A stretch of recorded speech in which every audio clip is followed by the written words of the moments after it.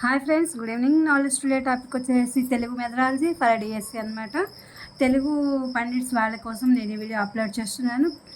Rest of the topic. బోధనోపకరణాల వల్ల బోధన సులువు అవుతుంది. బోధనోపకరణాల ప్రయోగానికి మూలమైన ఆలోచన ఏదంటే పని, అనుభవం. రంగు పూసలు, అట్టముక్కలు ఏ దశలోని ఉపకరణాలు? ప్రాథమిక దశలోని ఉపకరణాలు. ఉపాధ్యాయుడు క్రియాశీలుడు కనిపించుకోవాలి అంటే వాచకం పట్టుకుని వెళ్ళాలి, డస్టర్ శుద్ధముక్కలతో వెళ్ళాలి, చార్టులతో వెళ్ళాలి. అన్నీ అనేది దీని యొక్క ఆన్సర్ అనమాట. వీటన్నిటితో వెళ్తేనే ఉపాధ్యాయుడు క్రియాశీలుడని అనిపించుకుంటాడు. సహపాఠ్య ప్రణాళికలు అంటే ఏంటి? సాంస్కృతిక కార్యక్రమాలు. విద్యార్థులు స్వయం కృషితో ఈ పఠనం వల్ల జ్ఞానం పొందుతారు. విస్తార పఠనం వల్ల విద్యార్థులు స్వయం కృషితో జ్ఞానాన్ని పొందుతారు. ఏ పద్ధతిలో పర్యవేక్షకురాలు ఒక పక్కకి ఒదిగి చూస్తుంది? మాంటిసోరీ పద్ధతి. శిశు కేంద్ర విద్య సాగాలని ఎవరి ఉద్దేశము? బ్లూమ్.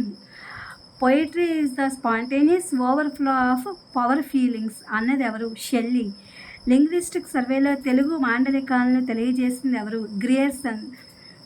జ్ఞాన సముపార్జనకు ఏ భాషా మాధ్యమం ఉత్తమమైనది అన్నారు? మాతృభాష. ప్రాథమిక పాఠశాల కోసం ప్రవేశపెట్టిన ఓబీబీ పథకం అంటే ఆపరేషన్ బ్లాక్ బోర్డ్. ఉపవాచకంలో సుమారు ఎన్ని పేజీలు ఉండాలి? 80 పేజీలు. ద్విభాష బోధన ప్రధాన ఉద్దేశం ఆ భాష సాహిత్యాన్ని చదివి ఆనందించడం కోసం. అంటే నానిటైల్ అనేది ఆ యొక్క ఎవరి జీవిత అయితే నానిటైల్ ఉంటుందో వాళ్ళ గురించి చదివి ఆనందించడం కోసం ద్విభాష బోధన ప్రధాన ఉద్దేశం అన్నమాట. ఉపాధ్యాయుడు సక్రమంగా బోధించడానికి తోడ్పడేవి లక్ష్యాలు, స్పష్టీకరణలు. ఇది ఫ్రెండ్స్ టుడే డిఎస్సి కోసం methodology. Please my channel like, share, subscribe and comment. Thank you for watching. Thank you for our support.